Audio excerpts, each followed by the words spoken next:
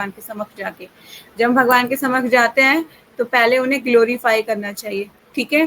फिर उसके बाद भगवान ने जो आपको दिया है, जिससे आपकी रक्षा करी है, उसके बारे में याद करना चाहिए। ओ कृष्णा, आपने मुझे कितनी बड़ी बड़ी प्रॉब्लम से बचाया है, आपने जो हमें दिया है उसके लिए धन्यवाद भगवान, ठीक है। इस तरह से हमें भगवान से प्रेयर करनी चाहिए। अंत में हमें क्या करना चाहिए, जो आप मांगना चाहते हो वो मांगना चाहिए, ठीक है। तो कुंती महारानी की प्रार्थना किस कॉन्टेक्स्ट में आगे बढ़ रही है उसको समझना चाहिए, बहुत इंपॉर्टेंट है ये कि प्रार्थना कैसे करनी है, ठीक है।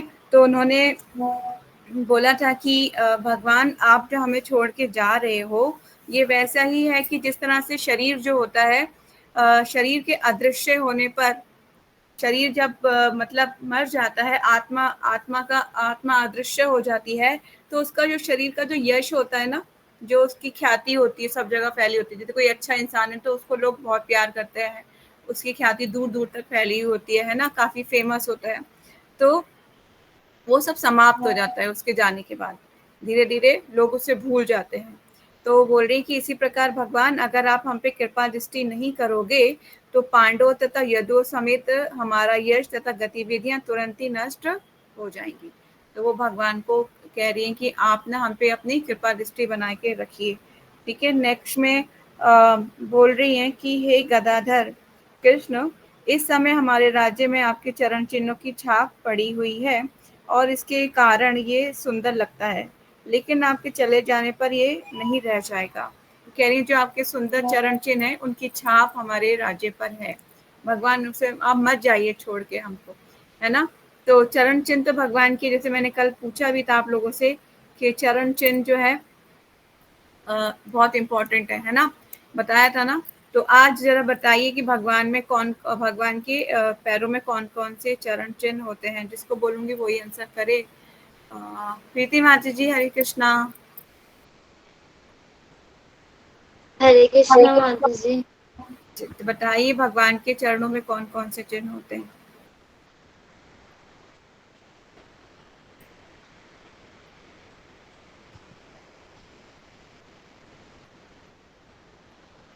आवाज याद नहीं, मैंने याद भी नहीं क्यों माता बहुत जी, मैंने आसान। लगाया भी नहीं हाईलाइट, मुझे याद भी नहीं है। ओ कृष्णा, चलिए जय श्री, आप बताओ।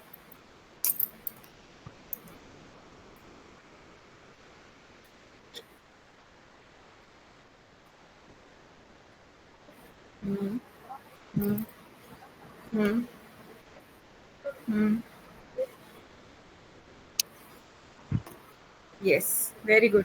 तो भगवान के चरण चिन्हों पर ये सारे चरण चिन्ह पाए जाते हैं और 10वें स्कंद में हम डिटेल में पढ़ेंगे कौन से चरण में कौन कौन से चिन्ह होते हैं, ठीक है।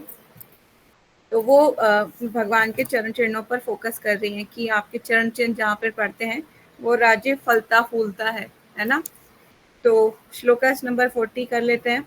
ग्रंथ श्रीमद् भागवतम की जय, जगत गुरु श्रील प्रभुपाद की जय। श्लोकास नंबर 40। इमे जनप्रदा स्ववृद्ध्या सुपाका औषधं विरुद्ध वना आद्री नदी उद्वंत ही एकंधे तव वीक्षिते। शब्दार्थ, इमे ये सब जनपदा नगर तथा शहर स्ववृद्धा समृद्ध सुपाक पूर्ण रूप से पक मतलब पका हुआ, औषधि जड़ी बूटी, विरुद्ध वनस्पतियां वन जंगल, आद्री पहाड़ियां, नदियां, उद्वंतः समुद्र ही निश्चय ही एकांतते वृद्धि करते हुए तब आपके विक्षते देखने से। तो बोल रही हैं ये सारे नगर तथा ग्राम सब प्रकार से समृद्ध हो रहे हैं क्योंकि जड़ी बूटियों तथा अन्यों की प्रचुरता है। वृक्ष फलों से लदे हैं, नदियां बह रही हैं, पर्वत खनिजों से तथा समुद्र संपदा से भरे पड़े हैं। और ये सब उन पर आपकी कृपा दृष्टि पड़ने से हुआ है। वो बता रही है कि जितने भी प्राकृतिक चीजें हमें मिली हुई हैं प्रकृति के द्वारा, भगवान ये सब कहाँ से है, क्योंकि आप कृपा दृष्टि करते हो तब आपको हमें सब कुछ मिलता है, ठीक है। तो भगवान की कृपा के बिना हमें कुछ प्राप्त नहीं हो सकता। तात्पर्य में पढ़ते हैं, प्रभुपाद जी क्या बोलते हैं। जगत गुरु शीला प्रभुपाद जी की जय। मानव संपन्नता प्राकृतिक उपहारों से बढ़ती है, ना कि विशाल औद्योगिक उद्यमों से। हरे कृष्णा। मेरी आवाज आ रही है? हरे कृष्णा। हरे कृष्णा। आवाज ब्रेक हो रही है। सेकंड, मैं कोशिश करती हूँ।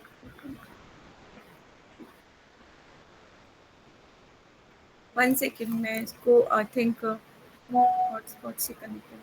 अभी आवाज ब्रेक हो रही है? अभी भी ब्रेक हो रही है। ओके।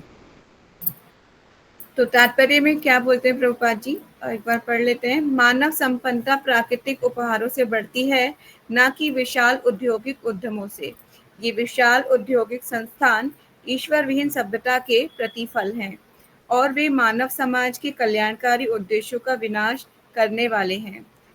मनुष्य की प्राण शक्ति को निचोड़ देने वाले इन कष्टप्रद उद्योगों को जितना ही अधिक बढ़ाया जाएगा, जन सामान्य में उतनी ही अधिक असंतोष फैलेगा।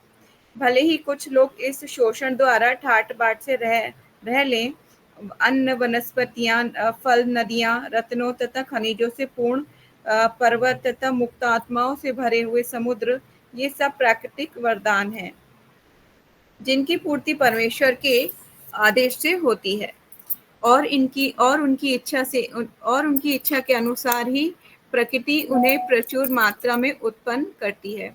यह उनका अभाव उनका अभाव ला देती है। प्राकृतिक नियम ऐसा है कि मनुष्य इन ईश्वर प्रदत्त वरदानों का लाभ उठाए तथा प्रकृति पर प्रभुत्व जताने के उद्देश्य से शोषण की प्रवृत्ति छोड़कर संतोष धारण करके समृद्ध बने। अपनी भोगवादी लालसा से हम प्रकृति का शोषण जितना अधिक करने का प्रयास करेंगे, ऐसी शोषणकारी प्रवृत्तियों की प्रतिक्रिया द्वारा हम उतने ही अधिक फंसते जाएंगे। यदि हमारे पास प्रचुर मात्रा में अन्न, फल, शाक, सब्जी तथा औषधियां हैं, तो भी फिर कसाई घर चलाने और दीन पशुओं का वध करने की क्या जरूरत है? मनुष्य को पशुवध करने की आवश्यकता नहीं है। यदि उसके पास खाने के लिए प्रचुर अन्न तथा शाक सब्जी है, नदियों का बहता हुआ जल खेतों को उपजाऊ बनाता है, और हमारी आवश्यकता से अधिक जल उपलब्ध है। ठीक है, जितना हम चाहते हैं उससे ज्यादा जल उपलब्ध है। पर्वतों से खनिज तथा समुद्रों से रत्न प्राप्त होते हैं। यदि मानव समाज के पास प्रचुर अन्न, खनिज, रत्न, जल, दुग्ध इत्यादि हो, तो फिर उसे क्या आवश्यकता है कि वे कुछ लाचार मनुष्यों के श्रम पर भयंकर औद्योगिक संस्थानों के पीछे भागता फिरे? लेकिन ये सारे प्राकृतिक उपहार भगवत कृपा पर निर्भर हैं। अतएव आवश्यकता इस बात की है, ये लाइन आप हाईलाइट कर लीजिए। अतएव आवश्यकता इस बात की है कि हम भगवान के नियमों के प्रति आज्ञाकारी बने, और भक्ति में सेवा के द्वारा मनुष्य जीवन की पूर्णता प्राप्त करे। कुंती देवी के द्वारा किए गए संकेत बिल्कुल सटीक हैं। वे चाहती हैं कि उन पर भगवान की कृपा दृष्टि बनी रहे, जिससे प्राकृतिक संपन्नता स्थापित रहे। ठीक है, तो मतलब भगवान की कृपा से ही सब कुछ प्राप्त होता है, जितनी भी खाने की चीजें, अन्न, फल, शाक, सब्जियां। फिर इनको जब इतनी चीजें उपलब्ध हैं, तो फिर खाने के लिए हम बेचारे मासूम जानवरों को क्यों मार के खाते हैं लोग? ठीक है, पहली चीज यहाँ पर इसको क्वेश्चनिंग कर रहे हैं प्रभुपाद जी। ठीक है, और एक चीज और बता रहे हैं, अगर उद्यम ही ज्यादा बढ़ जाएंगे, हमारी जरूरतें ज्यादा बढ़ती जाएंगी, जैसे कि आप समझ लीजिए कोरोना वायरस क्यों आया था? क्योंकि बहुत ज्यादा औद्योगिकरण हो चुका है। अब देखिए, मैं एक दिन ये सोच रही थी कि आज से कुछ साल पहले एसी नहीं हुआ करते थे, मोबाइल फोन नहीं हुआ करते थे, तब भी तो लोग जीते थे ना। तब भी तो कितना प्रेम था लोगों में। मुझे याद है कि हम गर्मियों की छुट्टियों में नानी के घर जाया करते थे, नानी अलग अलग आइटम बना के खिलाया करती थी। मतलब वो लाइफ कितनी अच्छी थी और पीसफुल थी, हवाएं भी शुद्ध थी, वातावरण भी शुद्ध था, इतने हिंसक नहीं हुआ करते थे लोग उस टाइम पे। मतलब हाँ, ऐसा होता था कि कोई किसी को किसी के घर जाना है तो वो उसको फोन नहीं करना पड़ता था, वो ऐसे ही चले जाते थे। और कोई मेहमान जब अचानक आ जाता था, तो बहुत ही प्रसन्नता होती थी। और सोचिए कि आपके घर कोई अचानक आ जाए, तो मतलब आजकल तो बड़ी दुख होता है लोगों को कि अचानक कैसे आ गया, बिना बताए, फ़ोन करके क्यों नहीं आया। लेकिन पहले के टाइम पे अगर कोई बिना बताए भी आ जाता था ना, तो बड़ी खुशी होती थी। फिर उसके लिए नए-नए आइटम मम्मी बनाया करती थी। तो ये मतलब उस टाइम की लाइफ़ बहुत अच्छी हुआ करती थी। लेकिन आज जितना ही औद्योगीकरण होता जा रहा है और उतनी ही चीज़ें बढ़ती जा रही हैं, और एसीज़, पहले कहाँ एसी होते थे? नहीं होते थे एसीज़। पर आजकल ये एसीज़ की हैबिट इतनी बुरी हो चुकी है कि हम इसके बिना रह ही नहीं पाते हैं। हमारी बॉडी हैबिचुअल हो चुकी है। आप देखिए, एसी जिस जगह पे आप बैठे हो, उस जगह को तो वो ठंडा करता है, पर उसके पीछे से वो गर्म हवा निकालता है। और जो गर्म हवा निकालता है, जो बाकी के जो और मतलब जो इंसेक्ट्स हैं, जो और भी जो वातावरण है, वो गर्म होता जाता है, गर्म होता जाता है। तो उसका नुकसान ही हो रहा है, उसका कोई बेनिफिट नहीं है। तो मतलब अगर किसी को सादा जीवन जीना है ना, तो वो इसको प्रमोट कर सकता है कि वो शुद्ध तरीके से जिए। हर मौसम हमारे जो होता है ना, हम जिस जिस चीज़ में खुद को ढाल लेते हैं, वो चीज़ वैसे ही वर्क करना शुरू कर देती है। मैंने इस बार बहुत बार नोटिस किया ये कि अगर आप जो है बिना एसी के रहना चाहते हो, तो आप रह सकते हो। ऐसा नहीं है कि नहीं रह सकते। बहुत से लोग जिनके पास नहीं है इतना नहीं है संपन्न, वो भी तो रहते हैं ना, कैसे रहते हैं। पर लेकिन क्या है कि हमें लगता है कि अगर मैं इसको अफ़ोर्ड कर सकती हूँ, तो मैं इसका लाभ क्यों नहीं उठाऊँ? लेकिन जो प्रकृति के द्वारा जो चीज़ें प्राप्त हैं, हमें उन पे फ़ोकस करना चाहिए, ना कि आर्टिफ़िशियल चीज़ों पे। ये आर्टिफ़िशियल चीज़ें हैं, इससे आपकी हेल्थ सब कुछ खराब होगा। इसलिए प्रकृति ने हमें क्या दिया है? माँ प्रकृति ने हमें प्रचुर मात्रा में अन्न, फल, शाक, सब्जियाँ सब प्रोवाइड की हुई हैं। हमें उन पे फ़ोकस करना चाहिए ज़्यादा से ज़्यादा। हरे कृष्णा, मेरी आवाज़ आ रही है? ओके। वीडियो पोस्ट हो चुकी है आई थिंक। तो मैं ये बोल रही थी कि हमें प्रकृति के द्वारा जो चीज़ें प्राप्त हैं, उन पर हमें फ़ोकस करना चाहिए, जितना ज़्यादा से ज़्यादा। ठीक है? तो नेक्स्ट श्लोका कौन पढ़ेगा? जयश्री आप पढ़ोगे? हरे कृष्णा।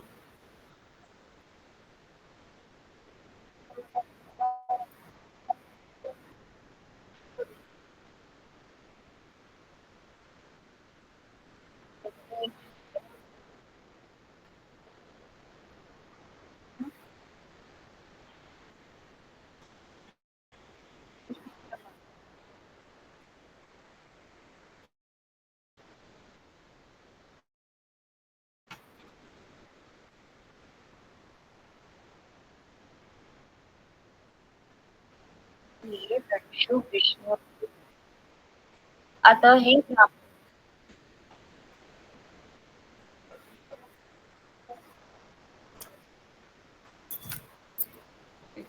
ओके।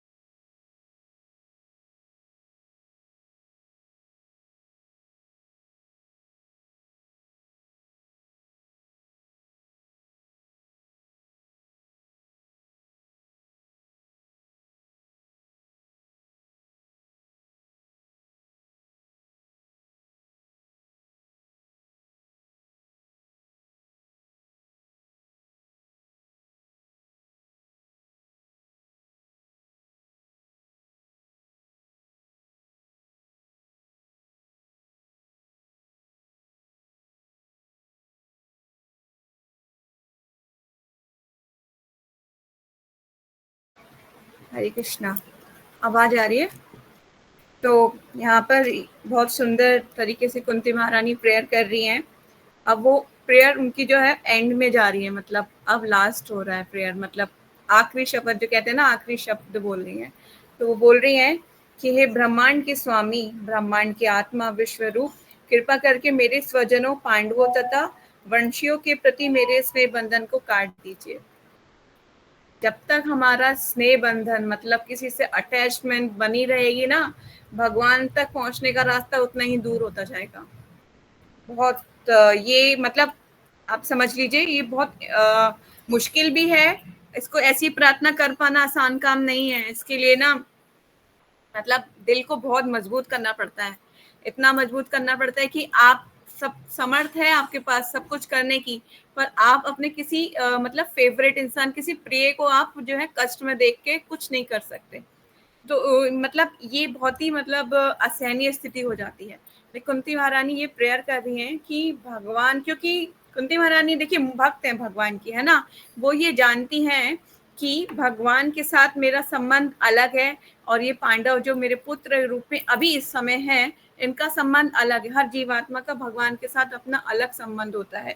कोई किसी से जुड़ा हुआ नहीं है कि मेरा और मेरे पुत्र जो है हम दोनों ही भगवान के साथ में रहेंगे या ऐसा कुछ नहीं।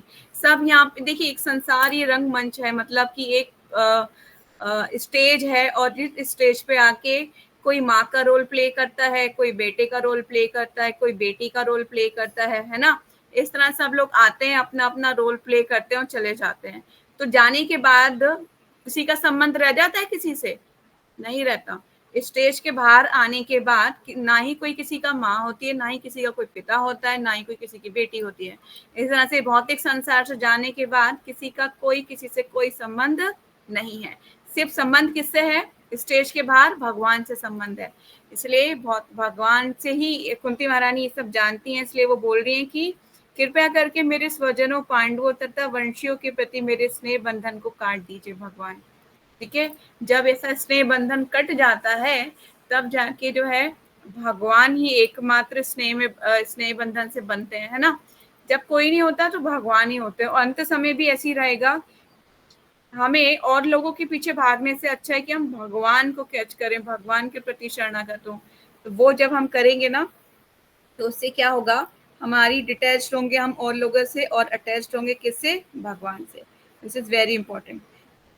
ठीक है, आगे चलते हैं। इसमें जो कुछ चीजें प्रभुपाद जी एनालॉजी के द्वारा बता रहे हैं, वो ये है कि समस्त पारिवारिक स्नेह को छिन्न करने का अर्थ है कार्य क्षेत्र को विस्तृत करना।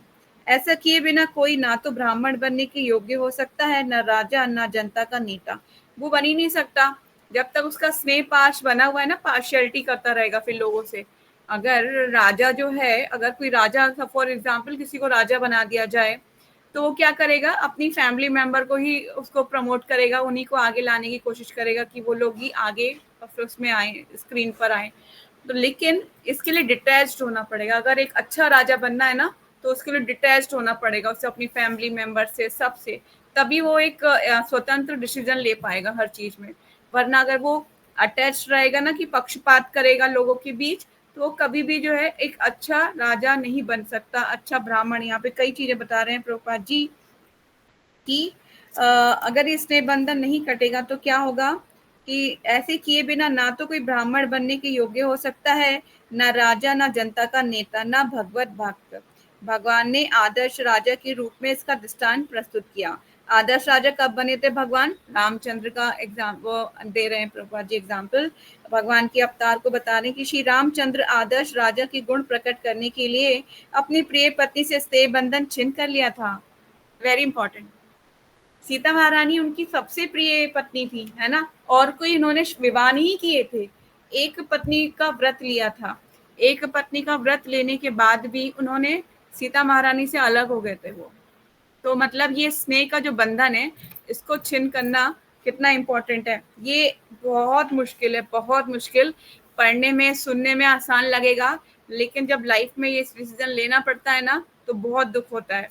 क्यों? क्योंकि स्नेह बंधन इतने इतने ज्यादा पक्के होते हैं कि जैसे कि समझ लीजिए मोटी सी, एक बहुत मोटी सी जंजीर को अपने पैरों से काटना। इतने पक्के होते हैं स्नेह बंधन। अभी मैं आपको बोलूं कि मैं आपके किसी प्रिय किसी पर्सन को छीनने वाली हूँ, आपको ना ये विचार सुनते ही ना आप घबरा जाओगे, आपको एंग्जाइटी टेंशन हो जाएगी। हाँ माता जी क्या बोल रही हैं ये। अगर कुछ ऐसा, जैसे कि मैंने आपको पहले ही बताया था कि मेरी मम्मा बोलती थी कि लाइफ में ना तैयार रहना उसके लिए, उस मोमेंट के लिए, कभी भी आपसे कोई प्रिय चीज कभी भी छिन सकती है किसी भी टाइम। तो be ready and be prepare. तो यही हमारा स्नेह बंधन भगवान छीन, कभी कभी क्या होता है जीवात्मा है ना इस पृथ्वी पर आके हरे कृष्णा, मेरी आवाज आ रही है? हरे कृष्णा। तो यस। हम इस पृथ्वी पर तो आ जाते हैं, और आने के बाद भगवान को लगता है ना ये यहाँ पे बोरिया बिस्तर डाल के पक्के तरीके से रहने वाला है, तो फिर क्या होता है, भगवान हमारे स्नेह बंधन को काटना शुरू करते हैं। धीरे धीरे हमसे हमारी प्रिय चीजें, प्रिय लोग और इन सबको छीनना शुरू कर देते हैं, धीरे धीरे धीरे धीरे। ताकि भगवान चाहते हैं कि अगर ये इस संसार में रहा तो इन चीजों में उलझ जाएगा। अगर फॉर एग्जाम्पल कि किसी के अच्छे माता पिता हैं, है ना, अच्छे हस्बैंड वाइफ, सब कुछ बहुत अच्छा अच्छा चल रहा है, तो वो तो सोचेगा बहुत अच्छा है मेरी लाइफ में, तो मैं क्यों भगवान को याद करूं। धीरे धीरे भगवान उससे उसकी अच्छी अच्छी चीजों को लेना शुरू करेंगे, ताकि वो उसको समझ में आएगा कि ये संसार टेम्परेरी है, परमानेंट नहीं है। असली और परमानेंट तो भगवान है, मुझे भगवान को अप्रोच करना है, ना कि मुझे और लोगों को अप्रोच करना है। ठीक है, तो अपनी प्रिय चीज को जो है, फिर भगवान सेंटर में रहते हैं। लेकिन ये कृपा आप कहो कि भगवान सब भक्त बनने के बाद सब कुछ छीन लेते हैं, तो माता जी कहीं मेरे साथ तो ऐसा नहीं होगा। जैसे मैंने पहले ही बताया था कि आपका जितना पात्र है उतना ही आपको मिलेगा, आपकी जितनी योग्यता है उसके अनुसार ही आपको दिया जाएगा एग्जाम का पेपर। आप अभी फर्स्ट क्लास में हो तो आपको फर्स्ट क्लास का ही पेपर मिलेगा, आपको 10th क्लास का पेपर नहीं मिलेगा। इसलिए भगवान बहुत धीरे धीरे धीरे धीरे स्नेह के बंधन काटना शुरू करते हैं, और जब ये सारे बंधन कट जाते हैं तो एकमात्र भगवान ही सेंटर में रहते हैं। ठीक है, तो कुंती महारानी बहुत स्मार्ट तरीके से प्रार्थना कर रही हैं। तो हमें इनकी प्रार्थनाओं से, तुलसी जो कुंती महारानी है, इनकी प्रार्थनाओं से ये सुनना मतलब समझना चाहिए कि हमें भगवान से प्रार्थनाएं कैसी करनी है ना, वही इस पर फोकस रखना चाहिए। तो नेक्स्ट श्लोकास करते हैं, श्लोकास नंबर 42। त्वयि मे अनन्या विषया मति मधुपते असंस्कृता रतिम उद्धात अश्रद्धा गंगा एव ओघम उद्दनवती। त्वयि शब्दार्थ त्वयि आप में, मम मेरा, अन्य विषया अनन्य, मति ध्यान, मधु पते है मधु के स्वामी, असंस्कृत निरंतर, रतिम आकर्षण, उद्धात अपलावित हो सकता है, अश्रद्धा प्रत्यक्ष रीति से, गागन नदी एव सदृश ओघम बहती है उद्वंती समुद्र को। पढ़ते हैं क्या कह रही है आगे कुंती महारानी। हे मधुपति, जिस प्रकार गंगा नदी बिना किसी व्यवधान के सदैव समुद्र की ओर बहती है, उसी प्रकार मेरा आकर्षण अन्य किसी की ओर न बढ़कर आपकी ओर निरंतर बना रहे। सो ब्यूटीफुल प्रेयर्स, है ना। मेरा जो ध्यान है भगवान, वो एक नदी की एनालॉजीज के द्वारा बता रही हैं। जिस तरह से गंगा नदी जो है क्या करती है, बिना किसी व्यवधान के सदैव समुद्र की ओर बहती है। हे भगवान, क्या कीजिए मेरा आकर्षण किसी और में न बटकर आप तक निरंतर बना रहे। सो ब्यूटीफुल प्रेयर्स, है ना। तो हमें भगवान से भी यही प्रेयर करना चाहिए, भगवान भले ही आपने मुझे मटीरियली मतलब कुछ माता पिता या फिर कुछ रिलेटिव्स या कुछ कुछ लोगों को लेके आए हैं मेरे पास, लेकिन क्या कीजिए ये लोग जो है ठीक है मेरी हेल्प कर रहे हैं भक्ति में, जीवन में कुछ आगे बढ़ने में, पर क्या है मेरा ध्यान जिस तरह से गंगा नदी बहती है बिना व्यवधान के समुद्र की ओर, उस तरह से मैं भी आपकी तरफ, एकमात्र आपकी तरफ ही फोकस रख पाऊं। मेरा मैं अटैच ना हूं उन लोगों से, है ना, डिटैच रहूं। तो ये बहुत इंपॉर्टेंट है, ऐसा करना, इसकी प्रैक्टिस करनी पड़ती है निरंतर। अगर हम निरंतर भक्ति में जीवन में आगे बढ़ना चाहते हैं तो हमें निरंतर प्रैक्टिस करनी पड़ती है। और जो जिस किस चीज ये मटीरियली भी अप्लाई होता है कि अगर आपको लाइफ में अचीवमेंट चाहिए तो किसी एक चीज को अगर अचीव करना चाहते हो तो उसमें फोकस करना पड़ता है। आपको याद होगा आपको पढ़ाई करनी होती है तो आप डेली पढ़ते हो, है ना, तभी तो आप पास हो पाते हो। ऐसा तो नहीं कि आज पढ़ लिया बाकी एक साल बाद फिर पढ़ लिया तो पास हो गए, ऐसा होता है क्या? आपको निरंतर पढ़ना पड़ता है, निरंतर आपको कंटिन्यूअसली उस पे फोकस बनाना पड़ता है, तब आप जो है अपने गोल को अचीव कर पाते हो। ठीक है। इसी तरह से अगर हमें भगवान को अपना बनाना है तो हमें क्या करना है कि गंगा नदी का एनालॉजी बहुत सुंदर दे रहे हैं कुंती महारानी, कि उसी प्रकार बोल रहे हैं कि मेरा आकर्षण भी किसी और में ना बटकर, भगवान मेरा आकर्षण किसी में बांटना मत, मेरा आकर्षण सिर्फ निरंतर आप में ही बना रहे, ऐसा कीजिए। तो बहुत सुंदर प्रार्थना है। आप कुछ जो प्रार्थना है इनमें से आपको जो कुछ अच्छी लगती है ना, आप उनकी एक ना लिस्ट बना लीजिए, एक को लिख लीजिए एक पेज पे, और वही प्रार्थनाएं भगवान के सामने दोहराइए। भगवान को बहुत अच्छा लगेगा आपकी प्रेयर सुन के, क्योंकि ये प्रेयर्स कौन कर चुका है उनसे पहले, कुंती महारानी कर चुकी हैं। और जब वो सुनेंगे ना कि पहले कुंती महारानी ने यही प्रेयर्स मेरे से की थी और आज ये बेचारा भक्त ये प्रयास कर रहा है मुझसे वही प्रेयर करने का, तो भगवान को बहुत प्रसन्नता होगी और वो सोचेंगे कि हाँ ये भी अब मेरे पास आना चाहता है, अपने घर वापस, है ना, back to home, back to godhead, वापस जाना पड़ता है, अपने घर वापस जाना ही एकमात्र गोल है। हम संसार में आके ना बहुत कष्ट में भटक रहे हैं, दिन में आप प्रतिपल हमें कष्ट मिल रहा है संसार में। ठीक है, तात्पर्य में चलते हैं। यहाँ पर तात्पर्य प्रभुपाद जी ने बहुत बड़ा दिया है और बहुत सुंदर दिया है। चलिए चलते हैं।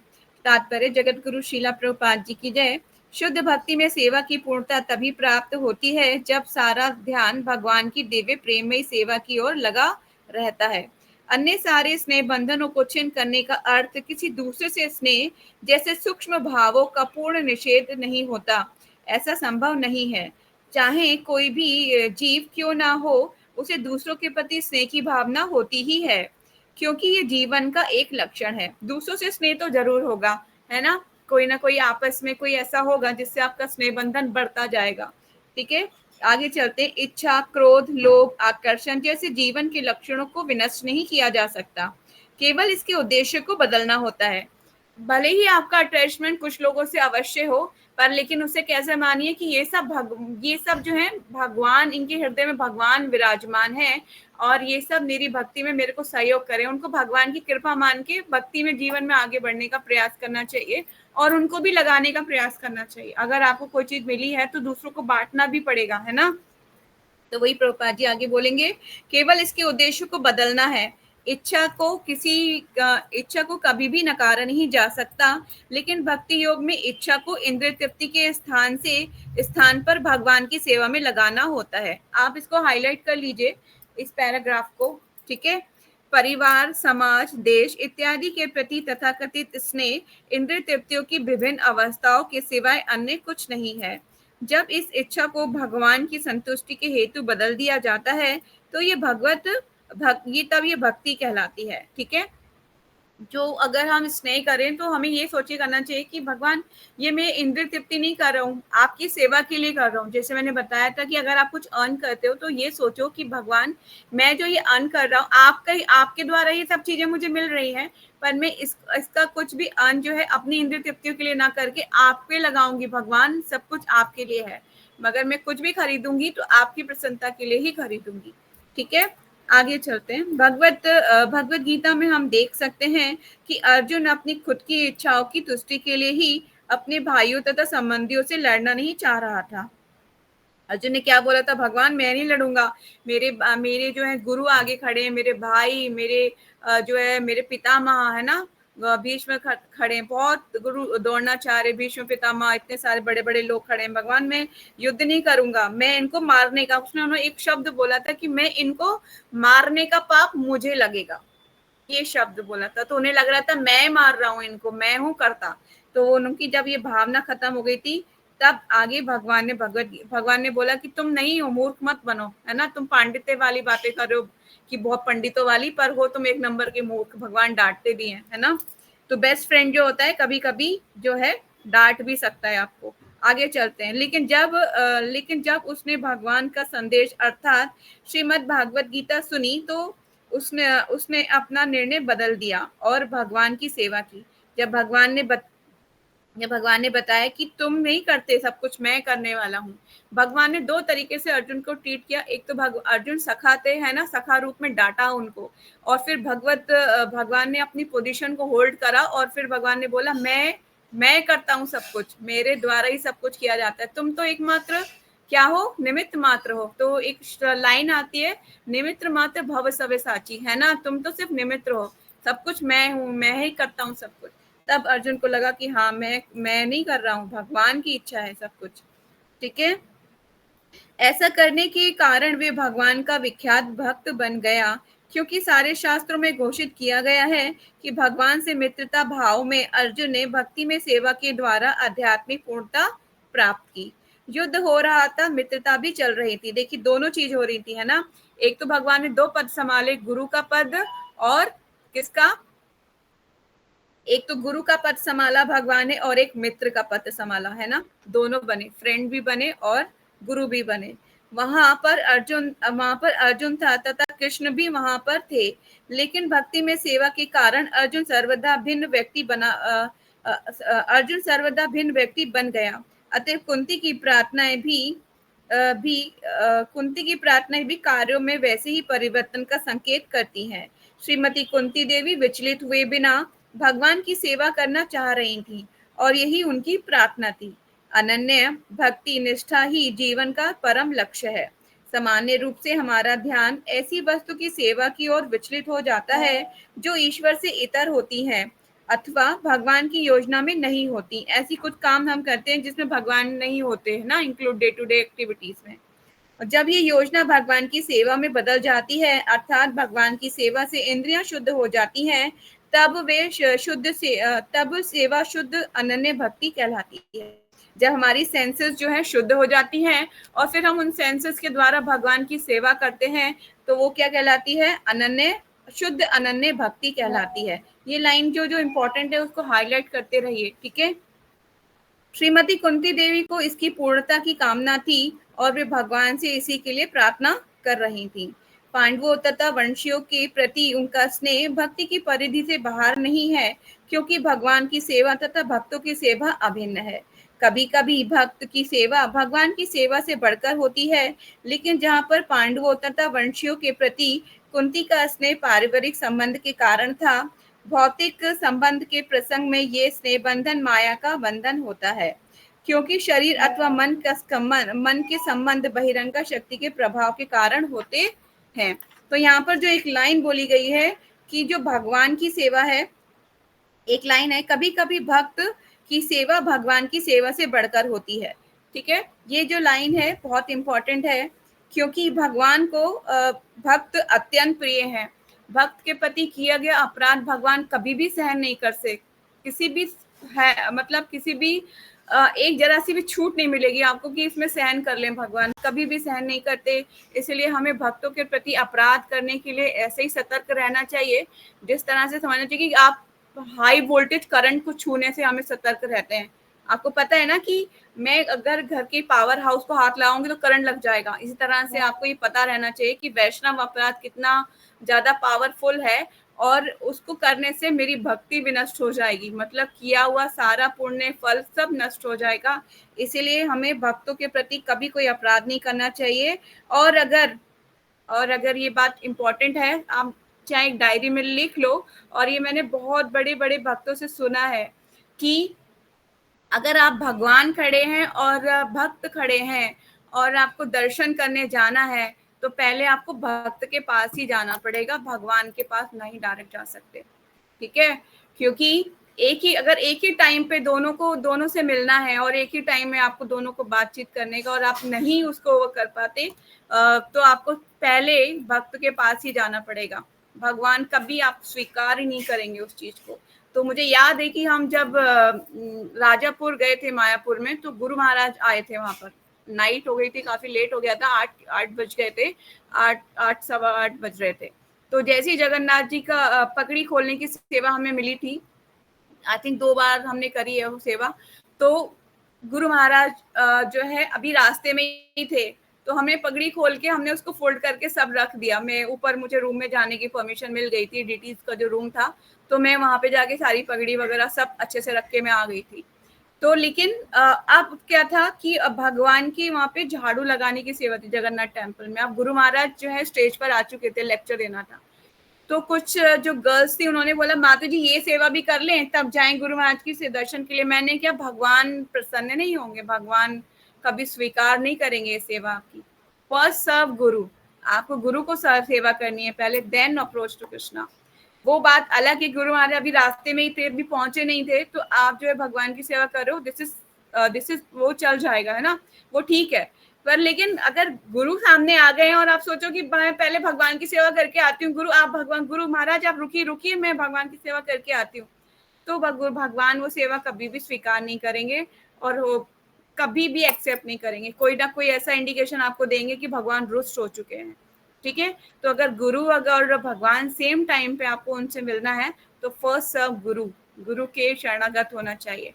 और वैष्णव, है ना, अगर अभी गुरु धारण नहीं किए हैं तो वैष्णव, कोई भी वैष्णव है, अगर कोई भी दो को नहीं सेम टाइम पे मिलना है तो आपको फर्स्ट वैष्णव के पास, किसी वैष्णव से मिलना है तो पहले ही उनके भक्त, भगवान के भक्त को ही अप्रोच करना चाहिए। ठीक है, तो ये लाइन हमेशा ध्यान रखिएगा। मुझे याद है कि मैंने ये क्वेश्चन बहुत लोगों से पूछा, सबने एक सही आंसर दिया कि आपको पहले भक्त के पास ही जाना पड़ेगा, भगवान के पास बाद में, तभी भगवान आपकी पूजा भक्ति स्वीकार करेंगे। अदरवाइज भगवान को लगेगा जब ये मेरे भक्तों का ही नहीं पूछ रहा और डायरेक्ट मेरे पास आ रहा है तो फिर ये किसी काम का ही नहीं है ना, ये मतलब अभी इसको और टाइम लगेगा। इसीलिए first serve guru and Vaishnava, then approach to Krishna. हम डायरेक्ट भगवान तक नहीं पहुंच सकते। आगे चलते हैं। परमात्मा के प्रति स्थापित किए जाने पर आत्मा के संबंध यथार्थ संबंध होते हैं। कुंती देवी द्वारा पारिवारिक स्नेह छिन्न करने का अभिप्राय ये था कि वे रक्त के संबंध को छिन्न करना चाह रही थी। देखिए, पारिवारिक संबंध मतलब जो उनके रक्त का जो संबंध है, उनके पुत्र के प्रति उनका स्नेह था, उसको वो छिन्न करना चाह रही थी। अंत समय में क्या याद आता है पता है आपको? जब अंत समय आता है तो उस टाइम पे अगर किसी के प्राण निकल रहे होते हैं तो उसको अपने, अगर बच्चों से बहुत स्नेह है ना तो बच्चे ही याद आएंगे। आज मेरे, मैं जा रही हूँ, मेरे बच्चों का क्या होगा, है ना, उनको कौन बताएगा कि ये काम करना था, पीछे से ये काम करना था, उन्हें कौन बताएगा। बस इतना ही सोचते सोचते ही समय निकल जाएगा और यमदूत आके आपको यमपाश में बांध लेंगे और आपको नरक की तरफ ले जाएंगे। ठीक है, और इसीलिए इम्पोर्टेंट है कि रक्त संबंध को छिन्न करना चाह रही थी, मतलब जब तक ये नहीं कटेगा ना, बहुत मुश्किल है भगवान तक पहुंचना, बहुत टाइम लगेगा। ये रक्त संबंध भाव बंधन का कारण है, लेकिन आत्मा का संबंध स्वतंत्रता के कारण है। आत्मा का संबंध क्या है? एक स्वतंत्र रूप से भगवान से संबंध है। आत्मा से आत्मा का ये संबंध परमात्मा के साथ संबंध के माध्यम से स्थापित किया जा सकता है। अंधेरे में देखना कोई देखना नहीं है, लेकिन सूर्य के प्रकाश में देखने का अर्थ है सूर्य को देखना, या इसके अलावा ये सब कुछ भी देखना जो अंधकार में अनदेखा रह गया था। यही भक्ति का योग का मार्ग है। मतलब आपको रोशनी की तरफ देखना है। रोशनी कौन है? भगवान की तरफ देखना है। अंधेरा किसको बोल रहे हैं आप प्रभुपाद जी? अपने स्नेह बंधनों को अंधेरा बोल रहे हैं। आप उन्हीं को देखते रहोगे तो अंधेरे में ही रहोगे। आपको उजाले में सूर्य को देखना है तो मतलब सूर्य को देखने के लिए हमें आगे आना पड़ेगा, रोशनी में आना पड़ेगा ना भगवान को देखने के लिए। ये योग का मार्ग है। बहुत सुंदर एनालॉजीज के द्वारा प्रभुपाद जी इसको एक्सप्लेन करते हैं। अभी हमारे पास थोड़ा टाइम है तो एक श्लोका और पढ़ सकते हैं। जयश्री पढ़ोगे? बहुत सुंदर है नेक्स्ट श्लोका। श्री कृष्ण कृष्ण सखा, पढ़िए।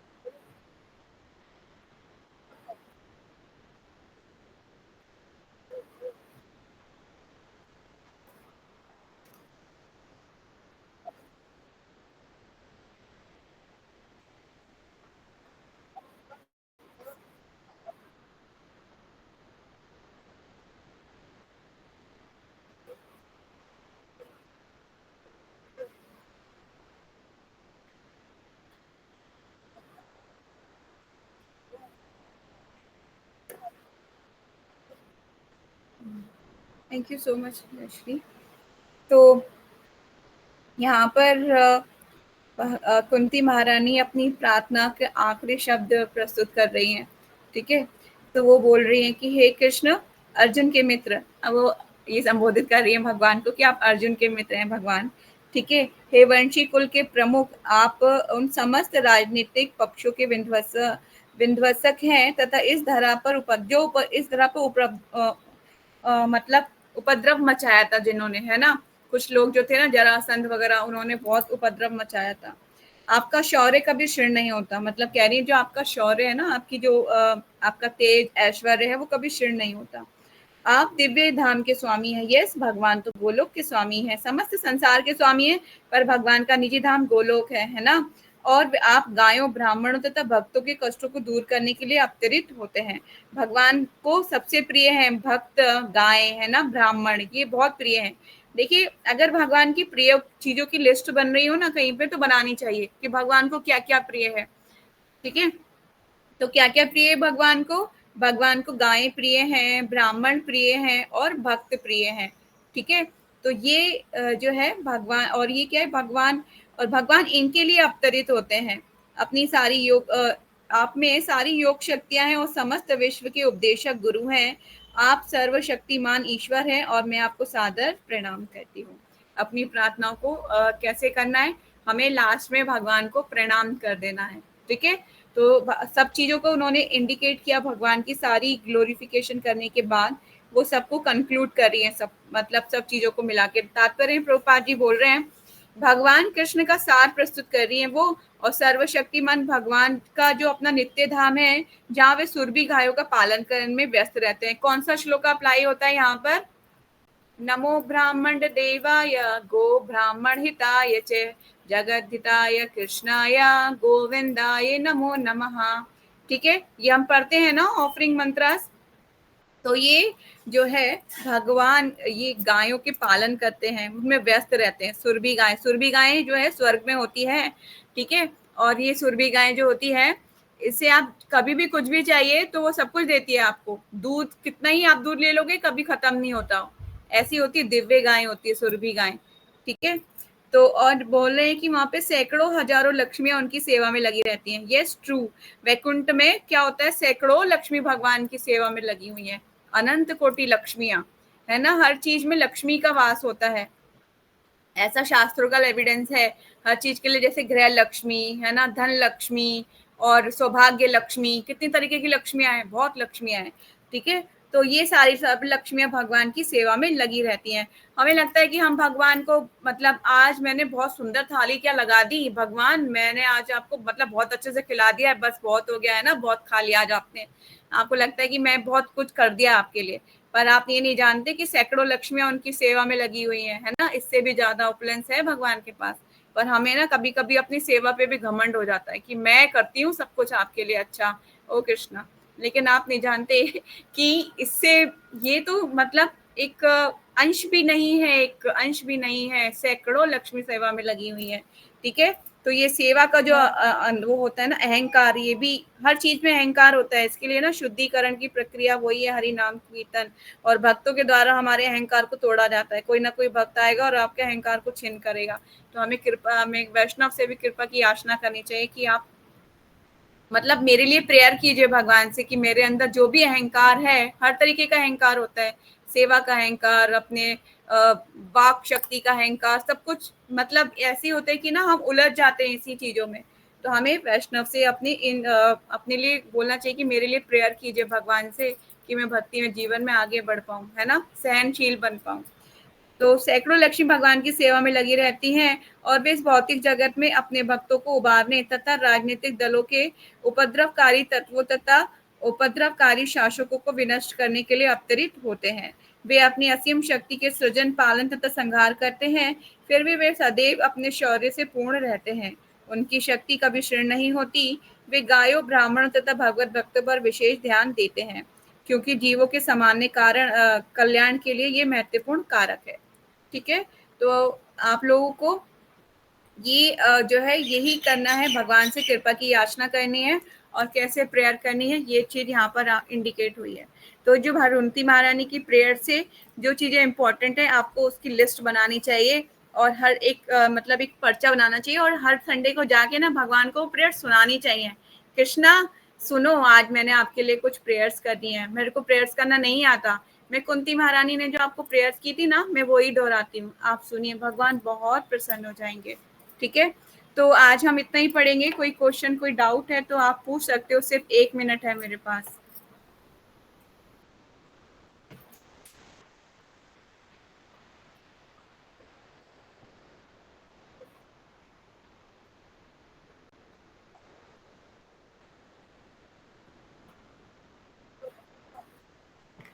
अटैचमेंट तो होना पड़ेगा ना, कैसे रह सकते हो आप? बोलो कि मुझे मतलब मैं तो भक्त हूँ और मेरी मम्मी को भी ले चलो गाँव, उसको गोलोक जाना चाहती है, वो भी गोलोक चलेगी, तो ऐसे नहीं हो पाएगा। भगवान बोलेंगे अभी उनका, अभी वो पूर्णता वो नहीं है, मुक्त नहीं है, वो नहीं जा सकते हैं। उसके लिए आपको उनके लिए प्रेयर करनी पड़ेगी, उनके लिए भी प्रार्थना करनी पड़ेगी। अपनी माला में से रोज एक माला उनके लिए भी करो, अपने फैमिली मेंबर्स के लिए, कि उनको भी भगवान की भक्ति प्राप्त हो। ठीक है, तभी पॉसिबल है। धीरे धीरे उनको अज्ञात स्वीकृतियां प्राप्त होंगी, कि जब ये स्वीकृतियां इकट्ठी हो जाएंगी तो उनको भगवान समझ में आने लगेंगे, धीरे धीरे धीरे धीरे धीरे धीरे अनर्थास कटेंगे तब। ठीक है, लेकिन जिसके जितने ज्यादा अनर्थास है उसको उतना ही ज्यादा टाइम लग सकता है, हो सकता है कई जन्म भी लग जाए। ऐसा नहीं है कि इस जन्म में सब गोलोक पहुंच जाते हैं, हरि बोल हो गया सबका, नहीं, समय लग सकता है, हर एक को समय लग सकता है। जिसका जितना मतलब जितनी जिसकी हृदय पर जितनी गहरे कई जन्मों की चेतना का छाप है, जैसे कि हमने भगवत गीता में भी पढ़ा था, है ना, कि दर्पण धूल से गर्भ जो है गर्भ जो है गर्भाशय से आवृत रहता है और अग्नि धूल से आवृत रहता है। तो हमने ये 3 स्टेजेस पढ़ी थी ना, इन 3 स्टेजेस में किसी भी स्टेज में अगर कोई है तो उसको उतना ही टाइम लगेगा। ठीक है, तो ऐसे पढ़ना है। कोई और क्वेश्चन है? तो इस तरह से जैसे जैसे उसका शुद्धिकरण होगा वैसे वैसे वो आगे बढ़ेंगे। ठीक है,